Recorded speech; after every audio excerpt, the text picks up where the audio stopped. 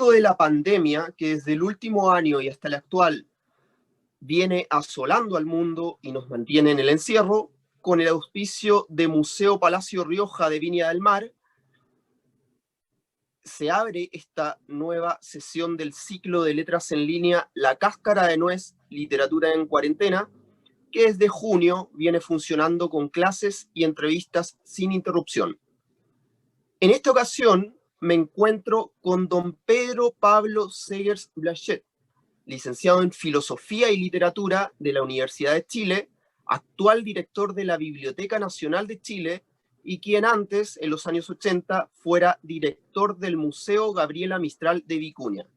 A su vez que lleva todas estas décadas dedicado al estudio de la obra de la poeta nacional y Premio Nobel de Literatura de 1945, Gabriela Mistral, de cuya relevancia en la literatura local y universal conversaremos.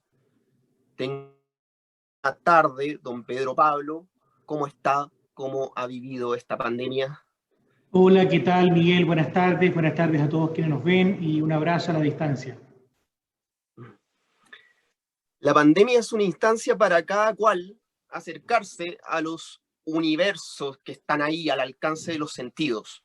Y entre el polvo de los anaqueles de la biblioteca, que Jorge Luis Borges comparaba con el universo, uno encuentra libros que contienen universos.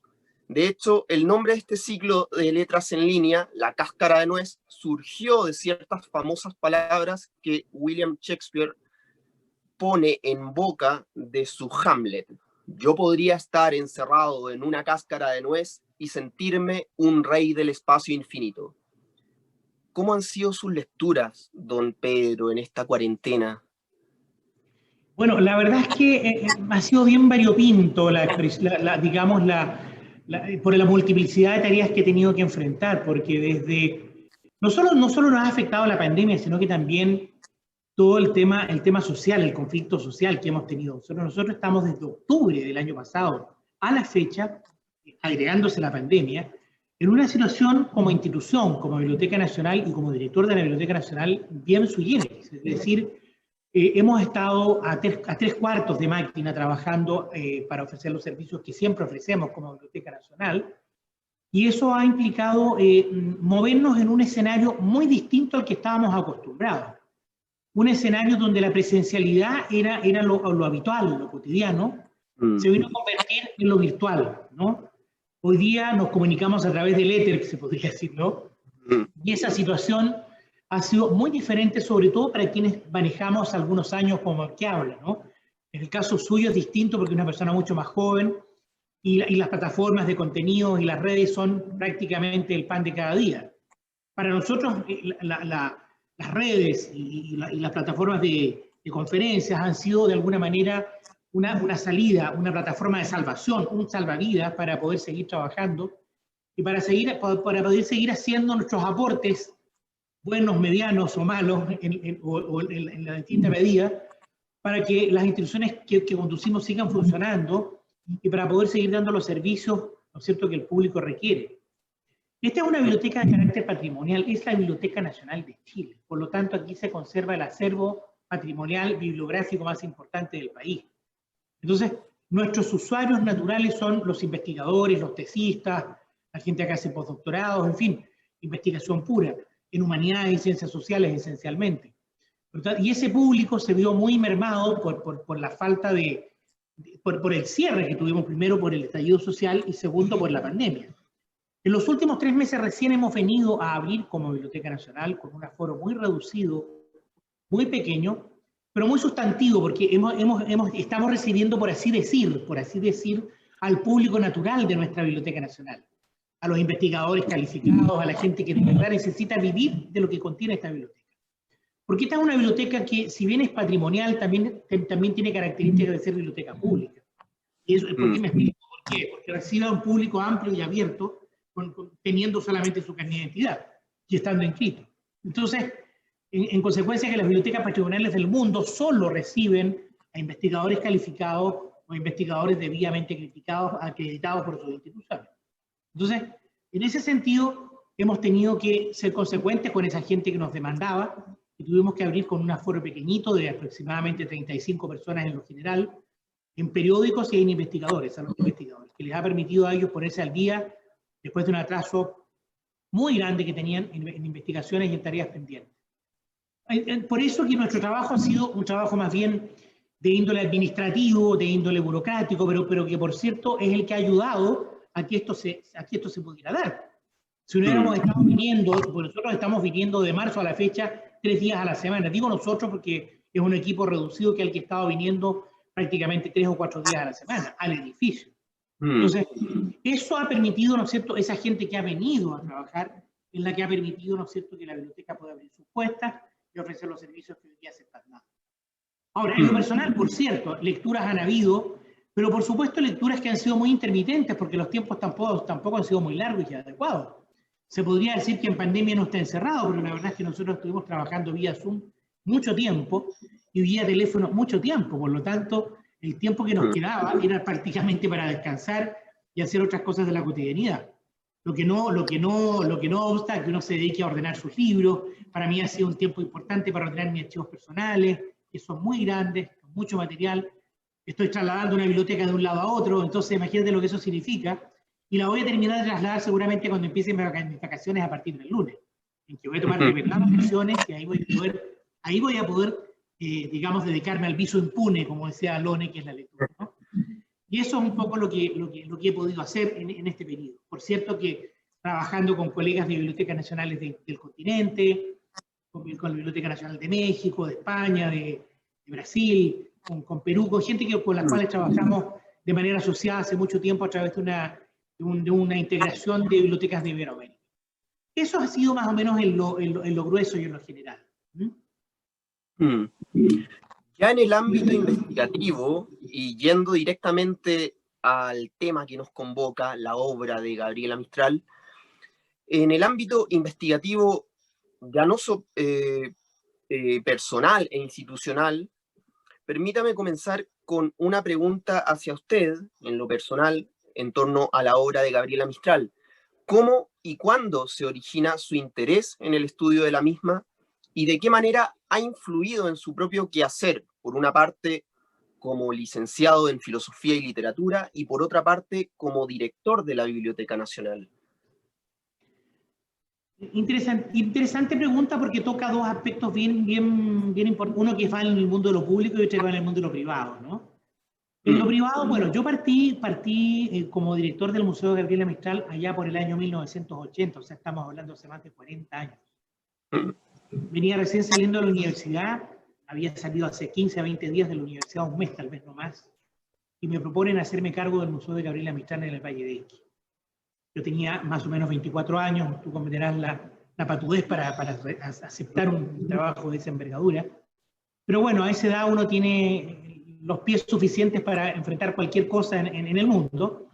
Lo hicimos, pero lo hicimos con algún grado de responsabilidad, en el sentido de que si llegábamos a hacernos cargo de ese museo, había que ponerse a trabajar fuertemente en la obra de Mistral y a conocer no solo cabalmente su biografía, sino que también el entorno en el cual ella trabajó los primeros años de su vida en términos de su niñez, por así decirlo, donde se crió, donde se forjó su niñez y su infancia, que de alguna manera también fue la etapa muy definitoria en su vida porque esa etapa la marca. El Valle de Elqui es un eje recurrente, no solo en su entorno biográfico, sino también en su vida. Por eso que se mezcla su vida y su obra, porque realmente es muy potente la presencia del Valle de Elqui más adelante, en los años ya de la vejez, en el desarrollo de su propia experiencia poética. Pero el llegar a esa vicuña del año 80, una vicuña muy distinta a la que puede ser hoy, ¿no? Que con muchas deficiencias tecnológicas, en fin, todo era distinto, todo era mucho más caminable. Hoy día todo se hace mucho más difícil, más rápido, más vertiginoso, si cabe el concepto. Pero yo creo que el estar en ese locus amoenus, ¿no? en ese lugar ameno, de alguna manera significó para mí en lo personal empaparme del mundo de Mistral en su geografía, ¿ah? En su geografía caminada, por así decirlo, en su espacio vital. Y eso contribuyó de alguna manera a afianzar y a afincar en mí esa vocación mistraliana que digo tener y que de verdad creo tener después de 40 años a la fecha, porque he seguido trabajando su obra, y no solo trabajándola, sino que también difundiéndola, que es lo más importante. Porque leer y hacerse especialista de un personaje no sirve de nada si uno no cuenta la gracia de ese personaje a otros que lo conocen, ¿no? Y en ese sentido es cuando digo que el estar en ese valle tan tempranamente, tan joven, acercarme a ella tan joven, tan limpio de espíritu, tan limpio de conocimientos para llegar a aprender y aprender a tomar, me significó el que el día de hoy yo pueda enfrentar en mi trabajo cotidiano, en mi experiencia personal, profesional, la mirada distinta que nos da Gabriela Mistral cuando sale de ese valle de la pobreza, ese valle del provincianismo, a la etapa internacional de ella y donde comienza a forjarse la tremenda humanista que ella fue. Aquí hay algo que digo permanentemente cada vez que tengo entrevistas o hago doy conferencias o doy charlas, donde nosotros tenemos que llegar a reconocer a Mistral no solo como la poeta, sino que también como la gran humanista que ella fue. Porque una buena parte de su vida, la dedicó a la reflexión, a la reflexión en distintos ámbitos del quehacer humano. Cultura, justicia, trabajo, mujer, paridad de género, integración americana, en fin, cuánto tema pasó por sus manos, fue la radiografía que ella hizo de lo que le tocó vivir, pero también de lo que le tocó participar y lo que le tocó dejar como impronta, como su sello personal en estas distintas facetas o temas en los cuales ella abordó. Por cierto, es decir, el estar tempranamente en el valle, el conocerla en su valle, y luego en la adultez mía, el poder apropiarme de estos conceptos, el apropiarme de estas fortalezas que se transmiten cuando uno está en un aprendizaje puro, evidentemente que son sostenes del día de hoy en mi trabajo. Y me han servido muchísimo, no solo en mi vida profesional, sino que también en mi vida como director de la Biblioteca Nacional, donde he aprendido a conocer el universo de muchísimas otras personajes que trabajan en el mundo intelectual de este país, a entenderlos, a apropiarme de lo bueno de ellos, a descartar lo que no me concierne, a entregar lo propio y a entregarlo de manera pura y transparente. Por lo tanto, sí, efectivamente se da un equilibrio entre esas dos cosas. Lo que se aprende hace 40 años atrás y lo que se está haciendo en el día de hoy. Y eso es efectivo. En esta retrospectiva del ciclo vital e investigativo en torno a Gabriela Mistral, usted menciona la divulgación de su obra y ya en lo propiamente institucional relativo a la Biblioteca Nacional, recientemente, desde diciembre de 2019 hasta agosto de 2020, el Ministerio de las Culturas, las Artes y el Patrimonio ha publicado hasta ahora 5 de los 8 tomos contemplados para el libro Obra Reunida, que compendia la poesía y prosa de Gabriela Mistral, tanto publicada como inédita. En el marco de dicho proyecto, en el cual participan diversos estudiosos, incluyéndola a usted y también a la ministra en ejercicio, Consuelo Valdés Chadwick, ¿cuáles fueron las instancias materiales e intelectuales que posibilitaron que a 130 años del natalicio de la autora comenzara a realizarse esa reunión integral de su obra? Bueno, la verdad es que este es un proyecto que surge, esta es una visión muy antigua nuestra. Digo nuestra porque estoy hablando en nombre de Jaime, Lucho Vargas y quien habla, que somos las personas que, por así decirlo, los más viejos que vamos quedando en esta cohorte de investigadores mistralianos, porque el resto son gente muy nueva que ha venido apareciendo en el concierto del actual, de no más allá de 4 o 5 años, y es gente que está iniciándose, que están haciendo el camino que nosotros hicimos hace 40 años atrás, que me parece muy bien y me parece lícito, y ojalá que se consolide. Entonces, nosotros teníamos la plena certeza de que no podíamos seguir trabajando de manera inorgánica. Nosotros, cual más, cual menos, Lucho, Jaime, yo, el propio Roy Esteban Escarpa, Gastón Fontenbuch, de quienes somos tributarios y grandes amigos, habían publicado por su parte muchísima obra, prosa, poesía y prosa temática, en fin. Entonces nos dimos cuenta que estábamos leyendo a Gabriela Mistral de manera muy fragmentada, y es real esa palabra fragmentada, porque así era. Gabriela Mistral, mujer, ya, feminismo, y el libro que publiqué yo con Jaime y otros que publica Escarpa. Magisterio en Niños de Escarpa, y nuevamente nosotros con Cristian Barque publicamos otro sobre educación.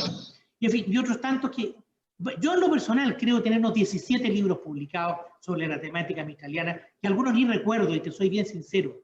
No recuerdo ni siquiera cuáles son, pero son muchos, donde abarca diversos tópicos, desde epistolarios hasta libros temáticos. Entonces, claro, eso no ha contribuido a que el público general, a que el público ingenuo, por así decir, ese lector al cual aspira uno, no la pueda leer de manera ordenada, ¿entiendes? Aquí está su prosa completa, aquí está su poesía, en lo mejor de lo mejor. ¿Ah? Eso es lo que aspira esta obra reunida. Ese es el espíritu, el tratar de rearmar todo ese puzzle que habíamos armado con Gabriela Mistral, todos, y cual más cual menos de una u otra manera, para ahora armarlo de manera ordenada, sistemática, y que pudiera servirle a cualquier lector. Ese fue el eje motivador que nos impulsó a pedirle a la ministra que nos apoyara con los recursos para hacer esta obra. Efectivamente llevamos 5 tomos que han sido muy bien recibidos. Hay un tomo que a mí me agrada muchísimo, creo que es el tomo 4, que es el tomo de poesía inédita y dispersa. Ese tomo se lo recomiendo porque es un chocolate realmente, es un tomo precioso, donde uno puede ver a una Mistral muy distinta a la que conoce en su vinculación con el mundo de la poesía. Pero ya vamos en el sexto y séptimo, que está en prensa y que ya están listos, están impresos, están solamente en este minuto en encuadernación, y ya nos avisaron precisamente hace una semana atrás que probablemente en febrero tengamos los 8 tomos ya circulando, fines de febrero. Eso fue el compromiso de Editorial Salesianos y su gerente general. El último tomo, que está en proceso de revisión y se va a impresión la semana que viene, es un epistolario, que hicimos una selección de las epístolas más relevantes, y con una cronología importante de Mistral que aportó Jaime y que la conocemos y es bastante buena. Entonces, con ese tomo 8º vamos a cerrar esta obra reunida, que creo nos va a permitir tener una mirada mucho más integral del personaje y de su obra, y que le va a permitir al lector decir, bueno, aquí está Mistral, abordémosla de manera mucho más sistemática, más ordenada y más integral. Esa es la gran motivación que tuvimos.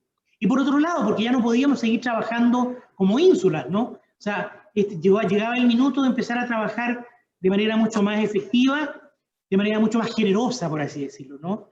Porque cuando uno investiga, los investigadores somos muy para hacerlo, no sé si la expresión que voy a utilizar, somos muy envidiosos por nuestro trabajo. Estamos siempre que no se metan en nuestro feudo, que esto lo encontramos nosotros, esto lo encontró este otro, o sea, vamos parcelando el conocimiento. Yo creo que eso no contribuye a la difusión. Hoy día la contribución a la difusión es allegar recursos para que la gente se informe y lea con criterio, y que sean ellos quienes juzguen qué es con lo que quieren quedarse y qué es lo que no.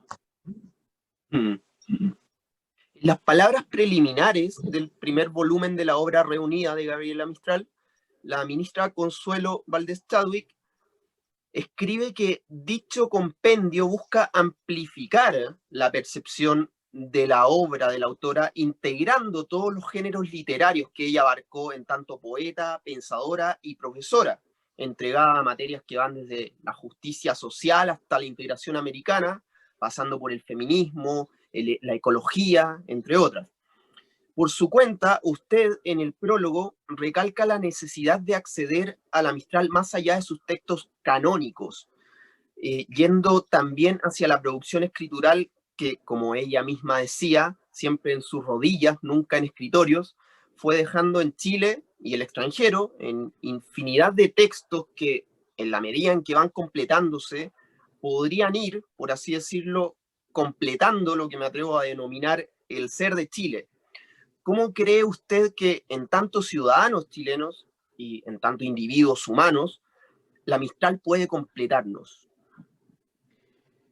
Yo pienso que la lectura de Mistral, en una lectura honesta, en una lectura sensible, cercana, amistosa, cálida, nos puede llegar nos puede poner en una perspectiva mucho más afable con respecto a las cosas que nos pasan hoy día, que son tan duras.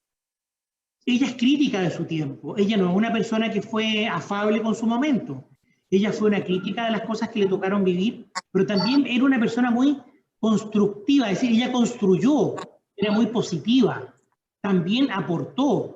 Cuando había que hablar sobre educación, por ejemplo, por poner un tema, ella decía lo que le parecía que había que hacer en los planes de educación, sin ser educadora, ojo, sin haber pasado ni un año por la universidad estudiando pedagogía, sino que solamente unos poquitos meses en la escuela superior, en la escuela digamos, de instructores para preceptores, en la escuela de Belardo Núñez, en la Escuela Normal de Santiago, que ni siquiera le dio un título, sino que más bien un permiso especial para hacer clases en colegios de tercera categoría. Imagínate, ese es el nivel de formación que se le dio a nivel formal.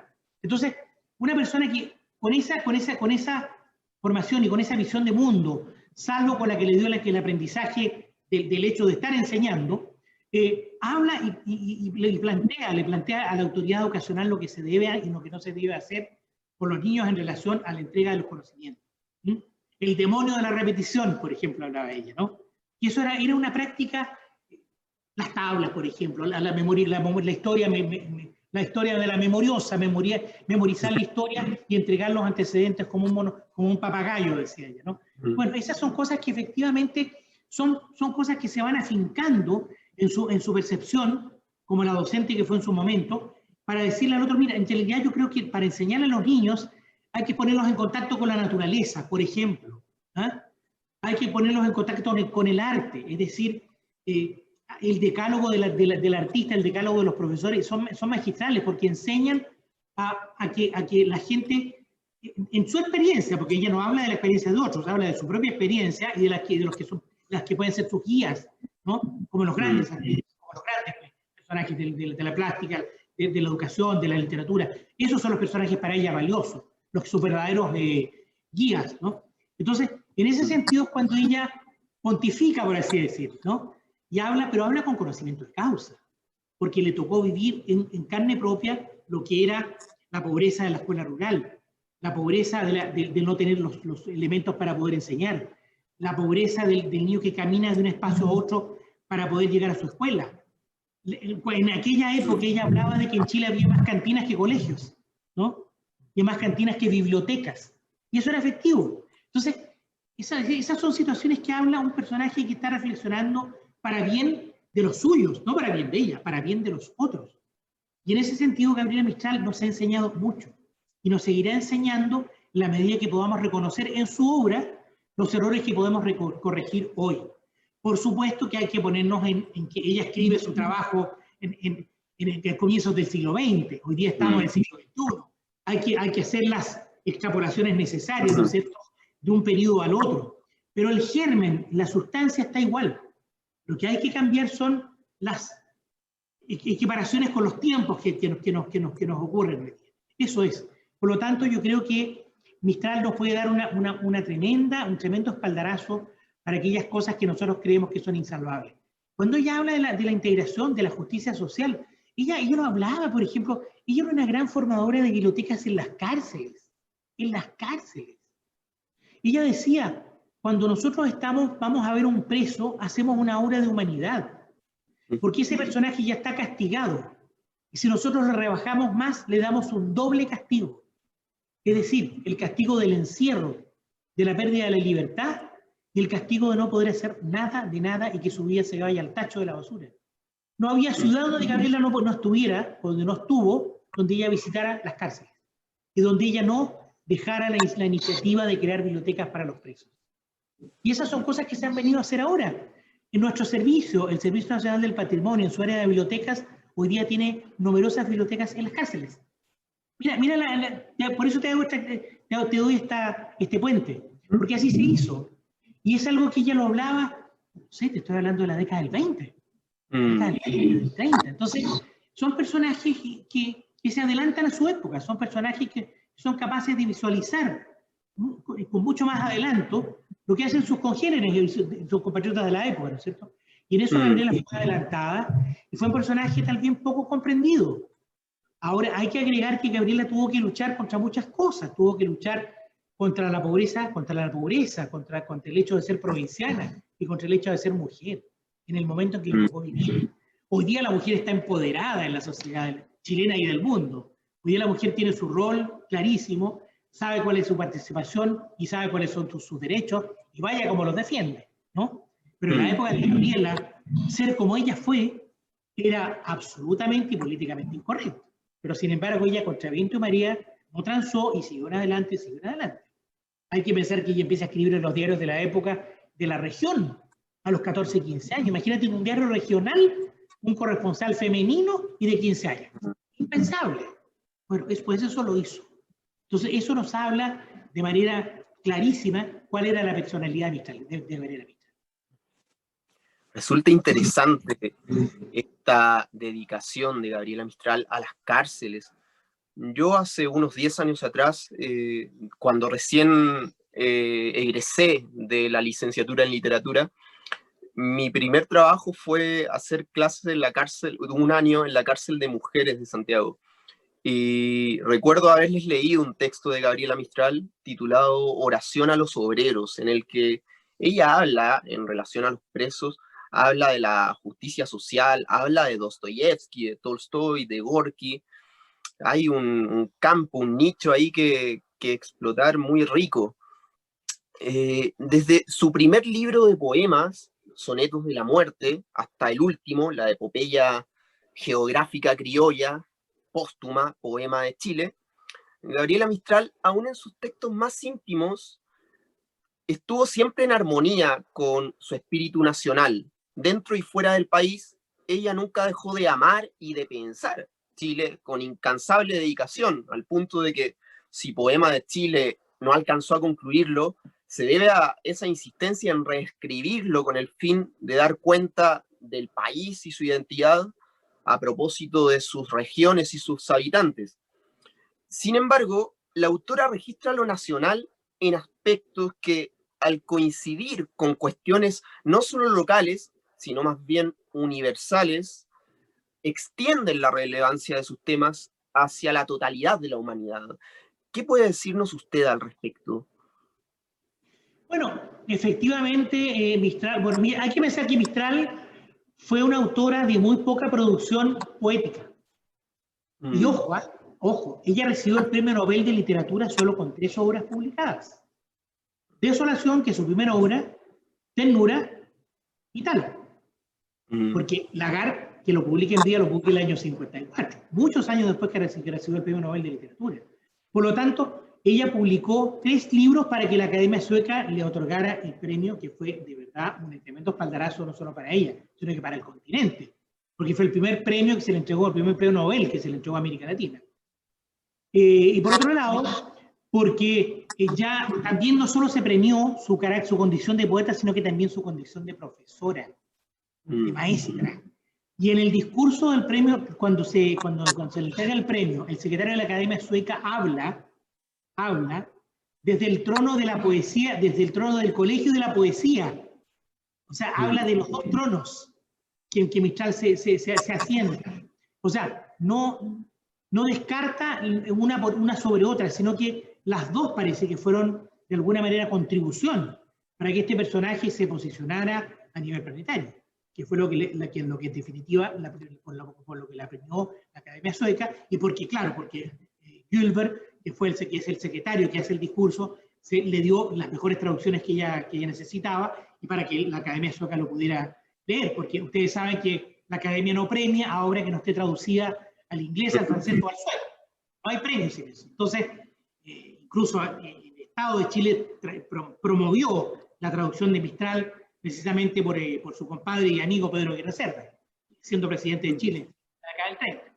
Entonces, claro, evidentemente Mistral fue un personaje que se empezó a internacionalizar cuando recibió ese premio. Ahí pasó a ser un personaje del mundo, porque fue reconocida por sus dones no solo de poeta, sino que también por sus otros dones, porque ya se conocía mucho publicado en la prensa de ella. Hay que pensar que ella empieza a publicar desde que sale de Chile el año 22. Ya no vuelve a Chile sino en 3 ocasiones. El 25, el 38 y el 54.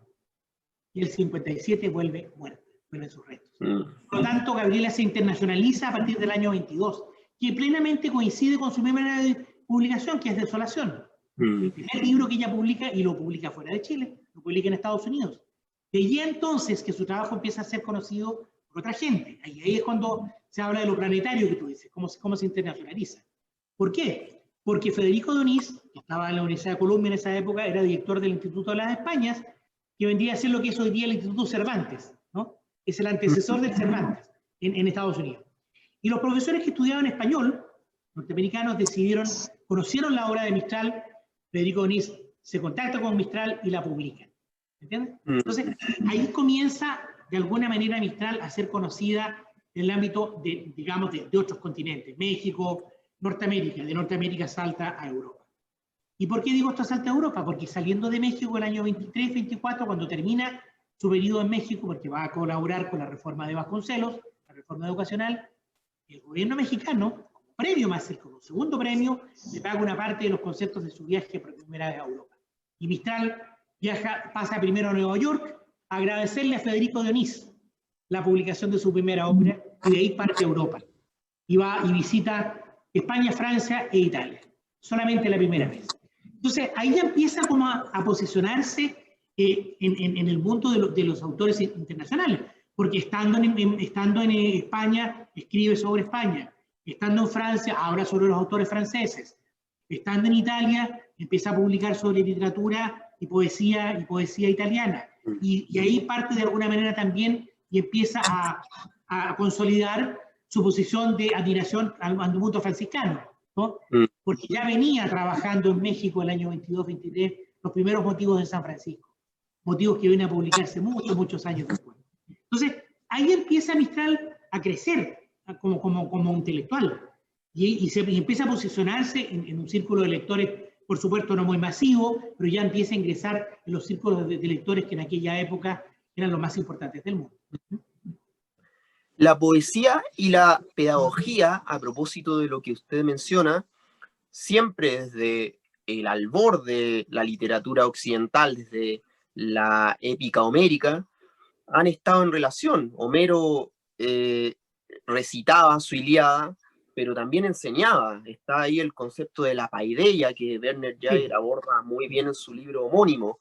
Y en lo personal, más allá del galardón recibido en 1945 por Gabriela Mistral, el Premio Nobel de Literatura, me parece necesario leerla no solo porque ella constituya el primer autor chileno y la primera mujer hispanoamericana en recibir dicho premio, sino por motivos fundamentales que involucran la historia de las ideas sobre diversos temas que van desde la pedagogía hasta la filosofía, aspectos ya diríamos más épicos que líricos.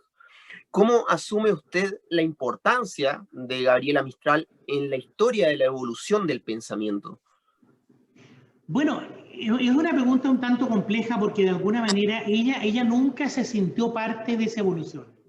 Ella solamente hizo sus aportes personales, sin saber que su particular visión del mundo iba a ser un aporte. No sé si lo digo bien. Ella hizo lo que tenía que hacer porque ese era su compromiso social, su compromiso como ser humano en el mundo que le tocó vivir y habitar. Ella siempre en los lugares que estuvo los habitó, que es muy distinto a vivir. Ella fue habitante de los espacios que le tocó vivir.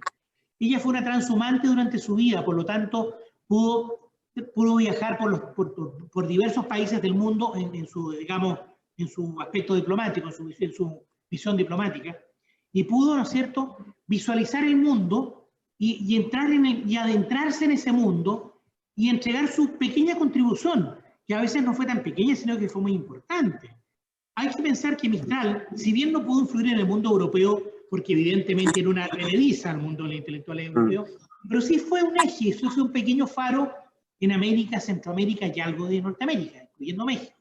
Por lo tanto, eso para ella fue muy importante, aunque ella nunca pensó que ella iba a lograr captar esos receptores, ¿no? esos adeptos, esos lectores, esas personas que la acompañan. Piensa tú que en Centroamérica Gabriela Mistral es un personaje casi venerado, hasta el día de hoy. Poca gente sabe que Gabriela Mistral visitó Costa Rica gracias a que los profesores de Costa Rica entregaron un día completo de su salario para que Gabriela nos visitara. Eso no lo sabe mucha gente. Wow. Entonces, esos detalles hablan de la importancia del personaje, o sea, de la importancia que nosotros no alcanzamos a ver desde Chile, porque nosotros somos bastante particulares, ¿no? Nuestra visión de nuestros grandes personajes. Tendemos a levantarlos o tendemos a hundirlos. O los levantamos cuando ya no es necesario, ¿no? Piensa tú que el día Mistral, cuando ocurrió este tema social en Chile, que me parece de verdad de dulce y de agraz lo que ha ocurrido, porque ha habido cosas que son necesarias decirlas, o sea, la injusticia, la igualdad de condiciones económicas. Los seres humanos debemos aspirar a eso, todos los seres humanos debemos aspirar a condiciones de salud, de educación, de habitación, de acceso a las cosas que necesitamos básicas, a salud, en fin, eso es natural en el ser humano, es consustancial, o sea, ni siquiera deberíamos salir a las calles a pelear por eso. Eso debería estar en la Constitución, por ahí, entregado. Y si lo dice, no lo estamos haciendo. ¿Entiendes? Entonces, cuando uno ve eso, y de repente ve a la Mistral en el GAM con un pañuelo, ¿no es cierto? Y que es parte del movimiento, no sé si tú sabías eso, ¿no? Ajá. Eso es increíble, o sea, yo cuando vi, yo tengo todas las imágenes, por supuesto, las recogí todas, las tengo marcadas. Porque es una Mistral tomando una selfie, por ejemplo, con mujeres, con el torso desnudo, ¿no? O Mistral, la Frida Kahlo y otras más, unas feministas por acá. Esa es Mistral. Esa es Mistral que ha hecho la sociedad chilena. Ahora, ojo, pero es importante que no solo se la tenga como un bastión de la lucha, pero que se conozca el que ella tuvo esas luchas también. Pero que se conozcan, que se lean, que nos empapemos con esas cosas. ¿Ah? Ella hablaba de que debíamos ser justos con todo, que la mujer debía ser...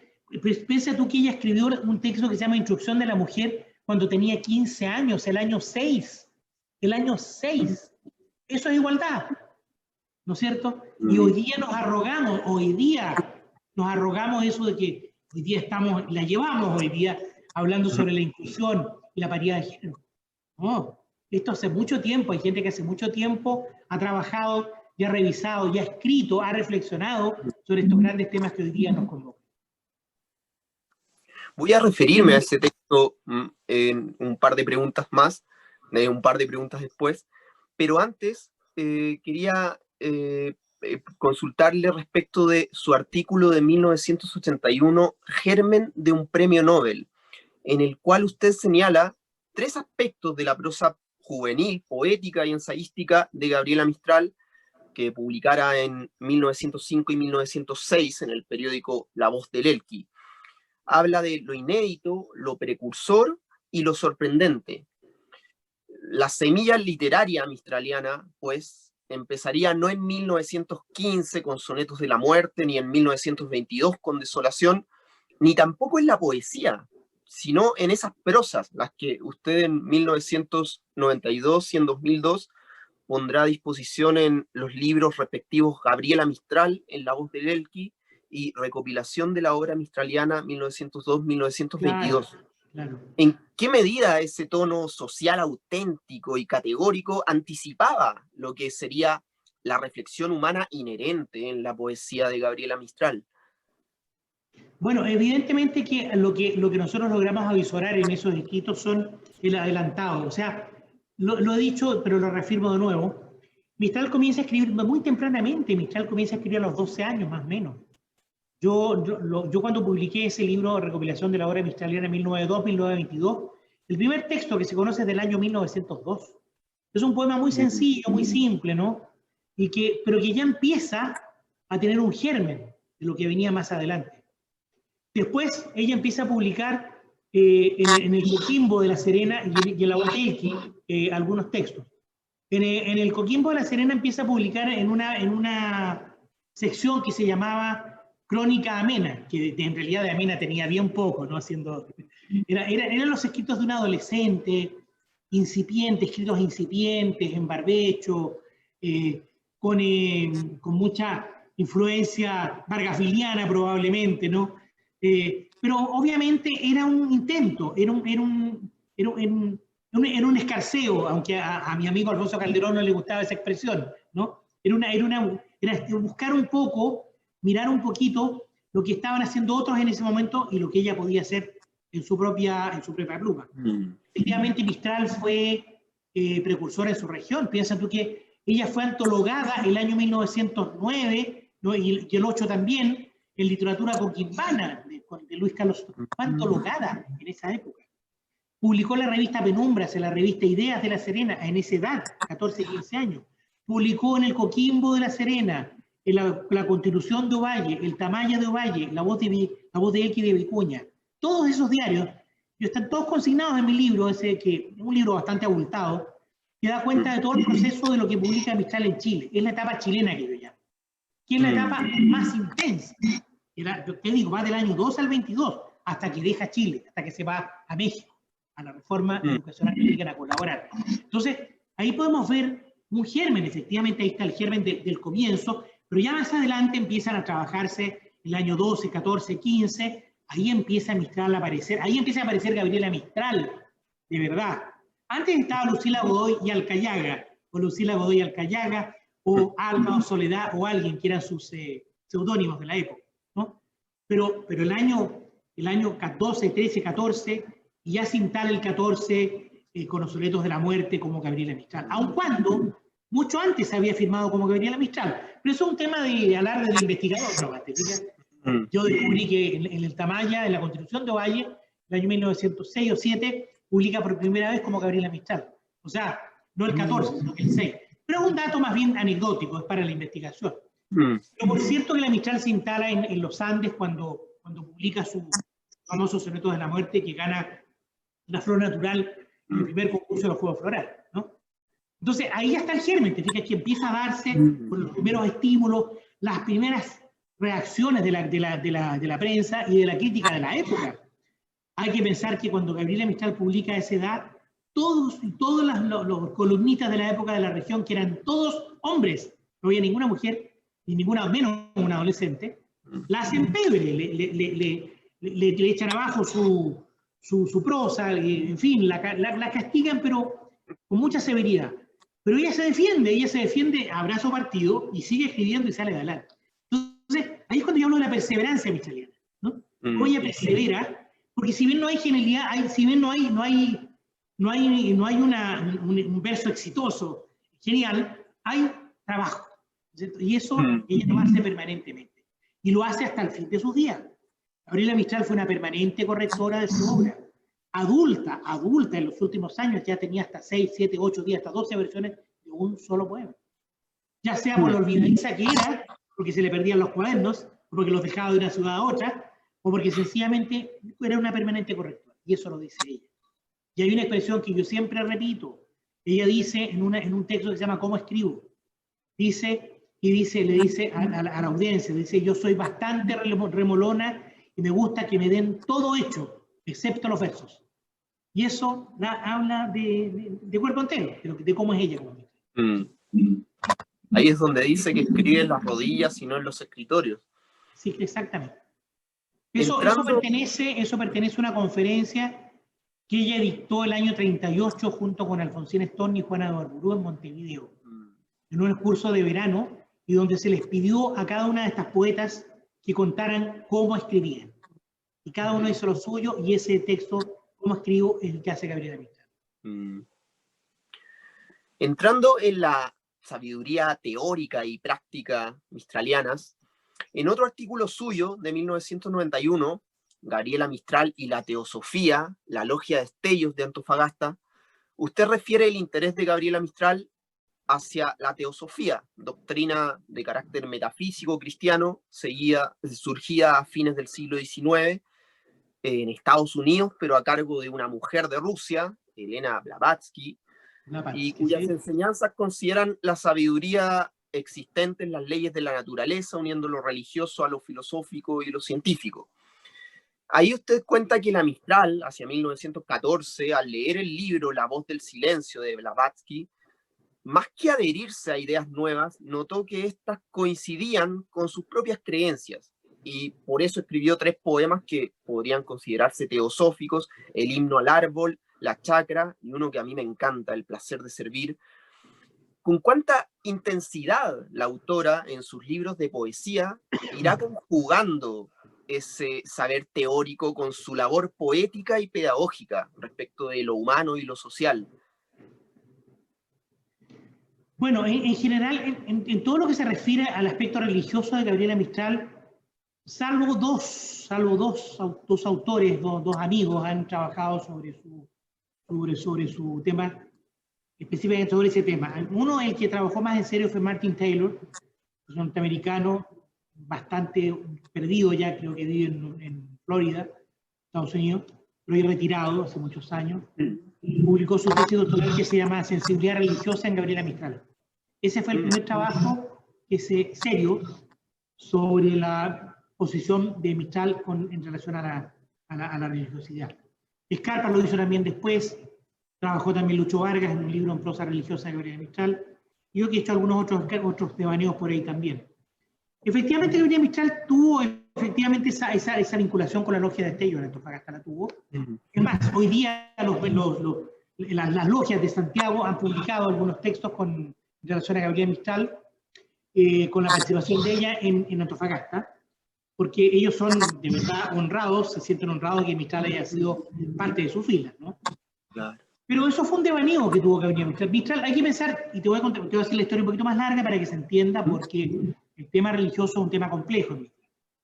Mistral surge en el ámbito de una familia absolutamente religiosa, ortodoxa, católica, apostólica, románica, en una familia donde había monjas, en una familia donde su abuela estaba vinculada absolutamente con la iglesia, en La Serena, en fin, tenía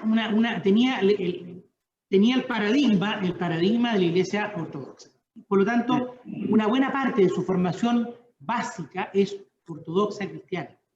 Ella recibió las lecturas del Antiguo Testamento en un pequeño escabel, en un banquito, sentada muy cerca de las rodillas de su abuela. Y su abuela, ella dice, mi abuela recitaba largas lonjas del Antiguo Testamento. Eso era una práctica cotidiana de Gabriela con su abuela. Por lo tanto, ella se forma, su formación religiosa se afinca en eso que te comento, en el Antiguo Testamento, donde estaban los profetas mayores, como dice ella, ¿no? Y de alguna manera con eso parte el camino en su vida religiosa. Pero más adelante, cuando empieza a ser adolescente, empieza a encontrar estas otras líneas, estas otras vetas que le interesan también, por su particular relación con el mundo de la naturaleza, con el mundo de la ciencia, como tú bien dices, porque efectivamente es eso, y por los libros que cayeron en sus manos, ¿no? Ella, en esa edad, se le abren las bibliotecas de la región. Ella no tenía libros, no tenía dinero para comprar libros, por lo tanto, se remitía a las bibliotecas grandes que había en esa época. Y ella, hay un texto que es muy, muy lindo que está en el oficio lateral, y ella comenta, ¿no es cierto?, que la primera biblioteca grande que se le abrió fue la de un hombre de Coquimbo, un periodista radical que se llamaba Bernardo Sandón, que me dice, me abrió las puertas de su biblioteca con grandes tomos de grandes y finos empastes. O sea, ¿cuándo se iba a imaginar una niña pobre que iba a tener esos libros en sus manos?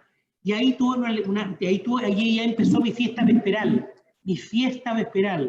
¿no? Donde leí a troche y moche, o sea, leyó cuánto cayó en sus manos. Y muchas de esas cosas que cayeron en sus manos fueron temas teosóficos. Por lo tanto, ahí empieza también a despertarse un poquito de esto. Y muy tempranamente, cuando va a los Andes, y cuando va a Antofagasta, tiene este coqueteo con los teosóficos. Y ahí se ve con ese tema. Luego se mete con el orientalismo, ¿no? Y empieza esta vieja budista, y incluso ya vieja, bueno, piensa tú que Jin, su sobrino, el sobrino del suicida, ¿no? Siempre hablaba de ella como su Buda. Le decía, tú eres la Buda. Y mira lo divertido, la trataba de Buda porque sabía los intereses de Mistral por el orientalismo y por el budismo. Pero le decía Buda porque decía, tú eres mi Buda porque yo salgo, estás así, y vuelvo, estás en la misma posición. Entonces eres una Buda, ¿no? Entonces, bueno, esas cosas le pasaban. Y sí, se mete en el orientalismo y termina el ciclo vital de alguna manera, vinculándose con Jacques Maritain, que la empieza a visitar en el último periodo de su vida, donde ella está en Estados Unidos. muy cerca de su muerte. Fines de la década mediados del 50, 54, 55, 56, tiene su relación con Jacques Maritain, y que Jacques Maritain le empieza a coquetear para que se acerque al redil, ¿no es cierto?, a esta oveja descarriada.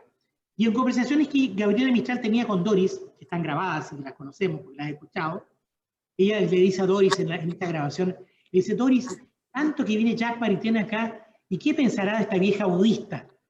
O sea, para que tú veas que tenía esa siempre estaba ahí, siempre estaba ahí.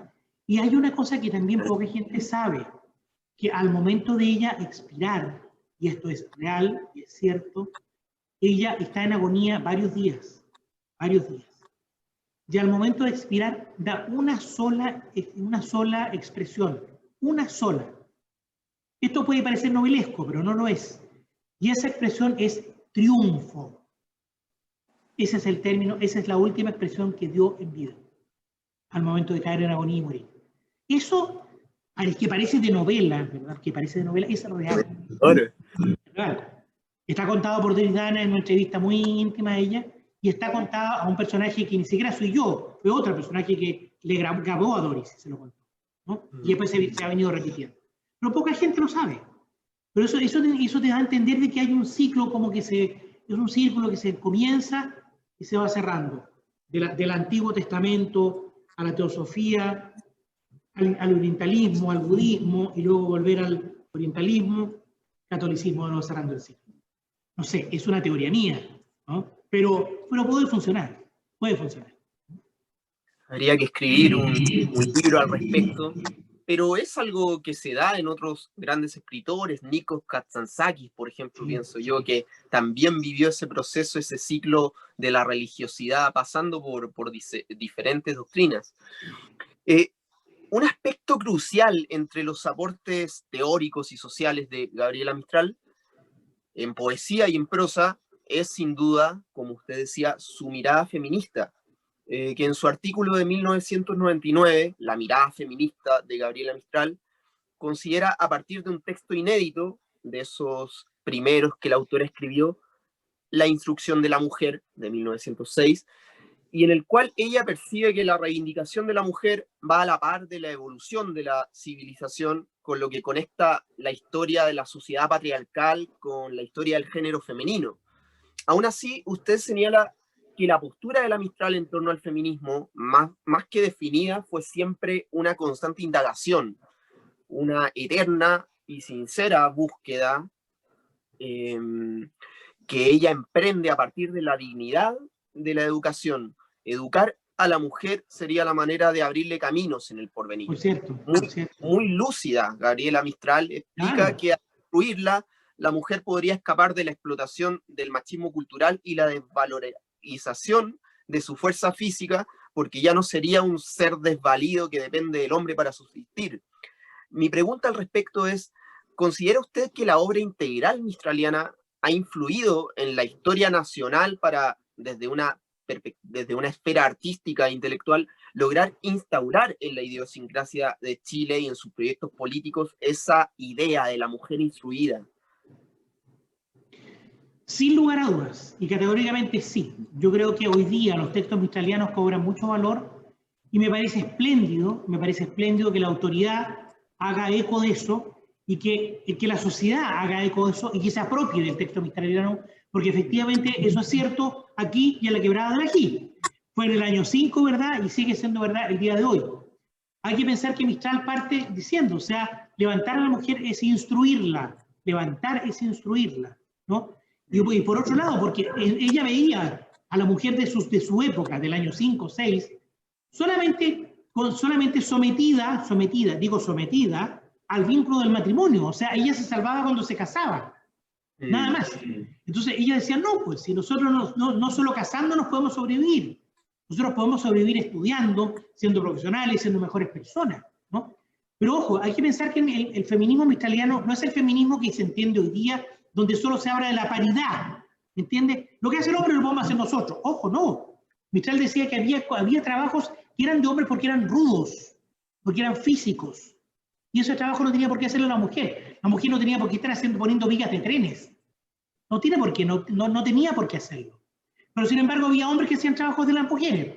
¿Te fijas? En una tienda de género, por ejemplo. Ese trabajo debería hacerlo la mujer, dice ella.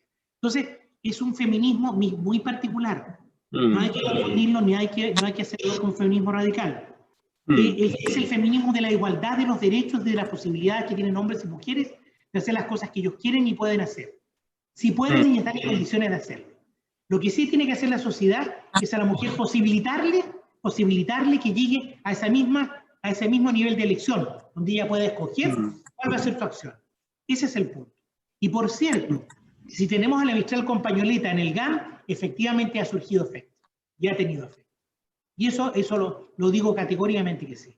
Es más, Mistral ha sido un baluarte hace mucho tiempo en este país, desde los últimos 11, 12 meses, lo cual me alegro mucho. Pero me alegro que si el baluarte sea por sus valores positivos. Mistral jamás fue una violentista, Mistral jamás fue una mujer que dictara disociaciones, odios, rencores. Fue una mujer de uniones, fue una mujer de justicias, pero fue una mujer de armonía y fue una mujer sobre todo de paz. Pasando a la Gabriela compleja y desmitificada, en su artículo que aparece en el libro de la Biblioteca Nacional, Chile o una voluntad de ser, legado de Gabriela Mistral, de 2008, usted destaca que los temas de los poemas y ensayos de la Mistral, sin pertenecer a ninguna institución más que la de sus propias creencias, de espíritu e intelecto, abordan temas actuales culturales, políticos e históricos aún no resueltos, como la educación, los pueblos originarios, la mujer, el suicidio, la locura, el cristianismo, el helenismo, entre muchos otros.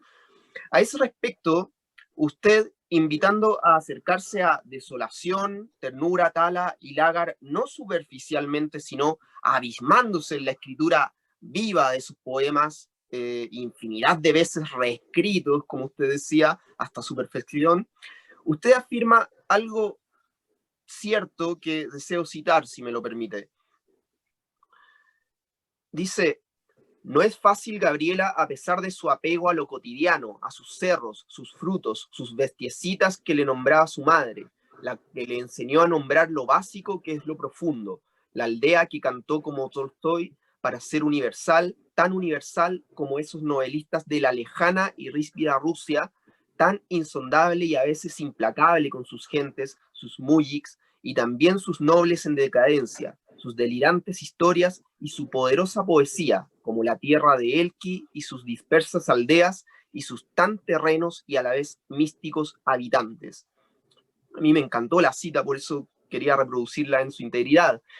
¿Podría usted ahondar un poco en esa Mistral difícil, compleja, desmitificada, cuyos versos no estarían solo para conmover o entretener, sino ante todo para enseñar, instruir a su siglo con pasión y sabiduría, acaso como hacía Homero casi 3000 años atrás con la paideia helénica en la Ilíada y la Odisea? Bueno, mira, la verdad es que la poética mistral, la poesía mistraliana, es una poesía compleja, no es una poesía fácil, ¿no? Es una poesía de lectura, como digo yo, con diccionario en mano. Porque no mucha gente se pierde con algunos conceptos. El uso y el abuso de arcaísmos, ¿no? Que está mucho en su poesía. Porque claro, porque es una poesía letrada, es una poesía que tiene lectura, que tiene oficio. Y eventualmente el trabajo de Mistral fue un trabajo siempre muy exhaustivo. Por eso que ella fue una correctora permanente de su texto, nunca estaba conforme con lo que iba quedando. El ritmo le afectaba muchísimo, el ritmo en poesía para ella es muy importante y sabemos que el ritmo en la poesía es clave, para ella era muy importante.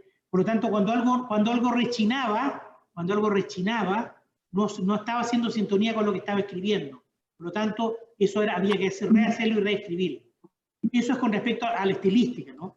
Pero obviamente en las temáticas, claro, sus temáticas son amplísimas, son muy amplias, y abordan temas que son de la poesía universal, de alguna manera están en la poesía universal. Por eso que se hace difícil a las generaciones nuevas hacerles entender la poesía mistraliana, porque las lecturas con las cuales los chiquillos vienen son muy pobres.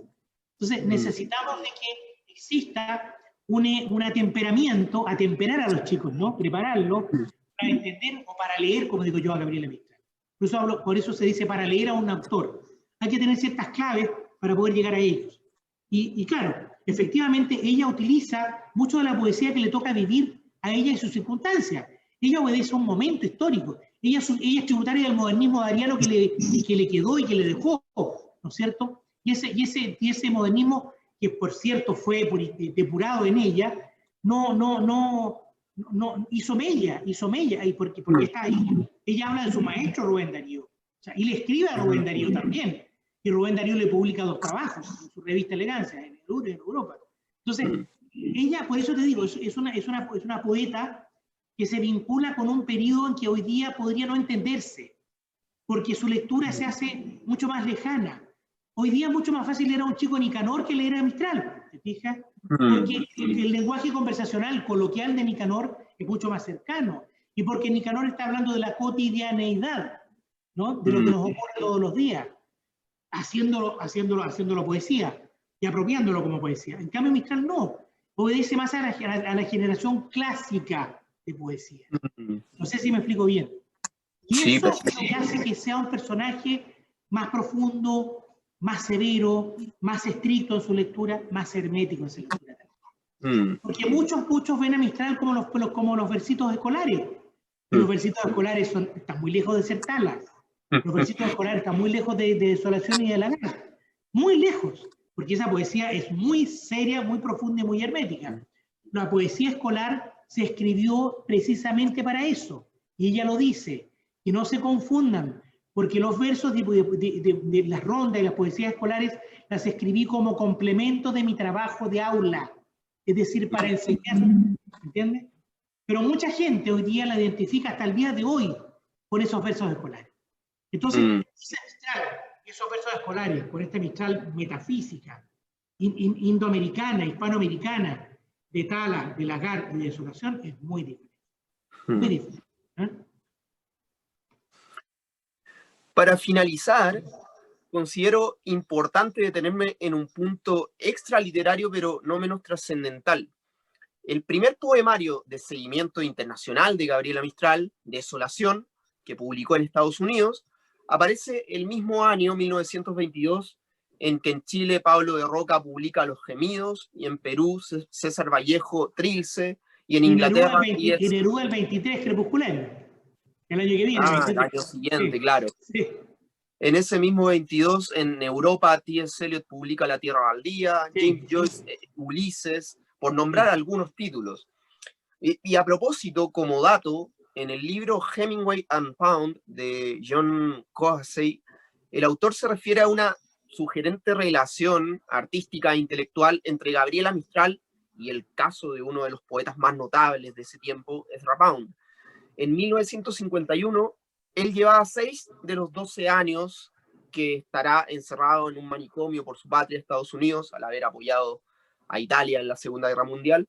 Y entonces Gabriela Mistral convocó a todos los Nobel de Literatura en una cruzada por liberarlo. Sí, claro. De lo cual resultó un breve intercambio de cartas entre ambos. Y ese intercambio lo tenemos nosotros en nuestra Biblioteca Nacional, en nuestro archivo.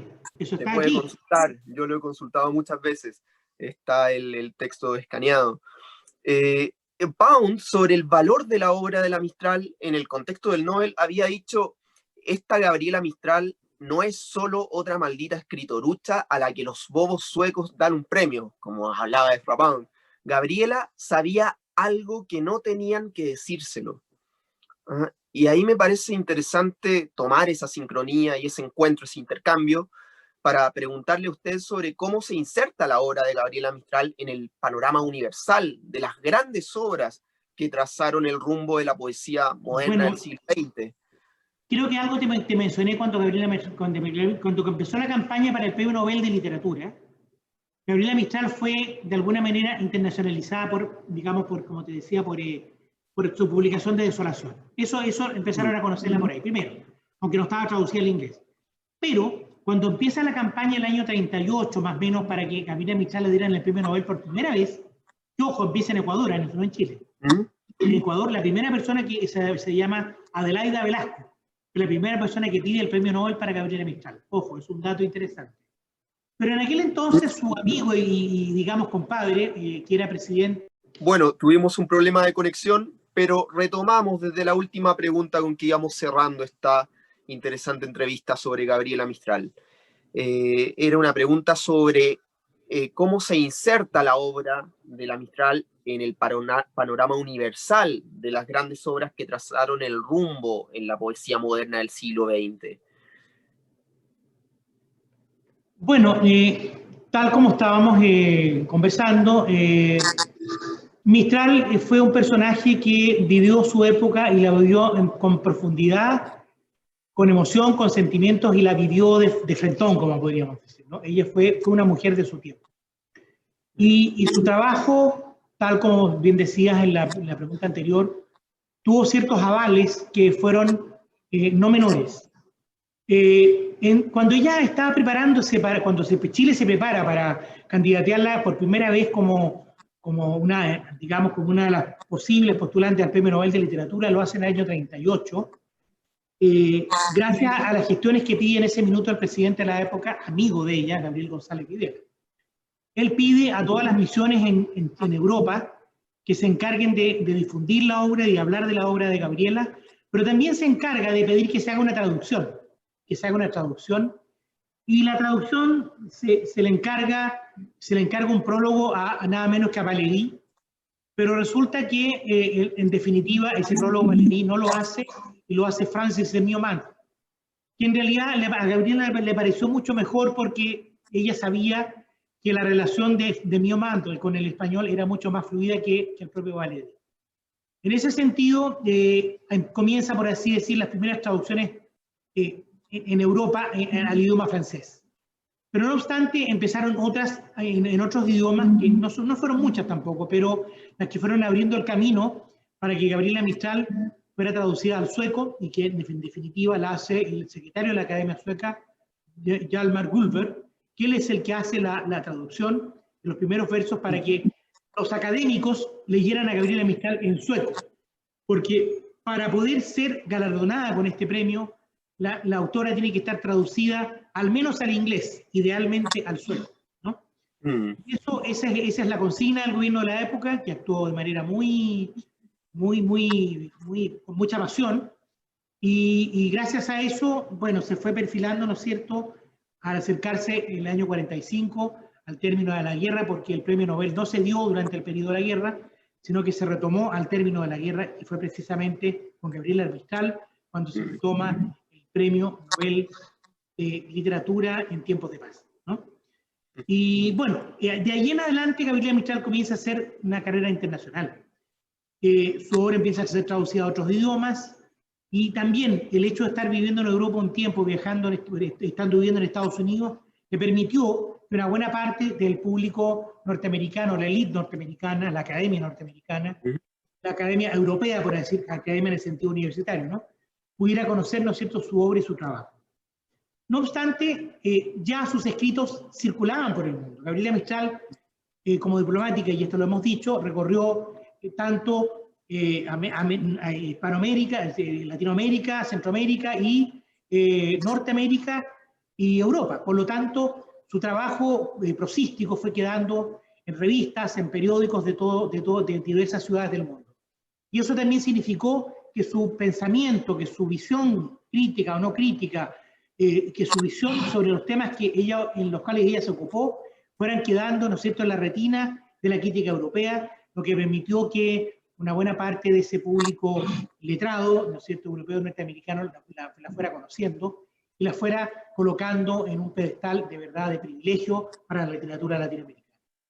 Por lo tanto, esa fue un poco la razón por la cual Mistral pudo, ¿no es cierto?, llegar a esa condición que le permitió, ¿no es cierto?, ser leída en otras lenguas y en otros idiomas, y también ser conocida no solo por su poesía, sino que también por su carácter de humanista que ella fue, por su visión social, por su visión de mujer de mundo, de mujer que estaba en sintonía con la sociedad que le tocaba vivir.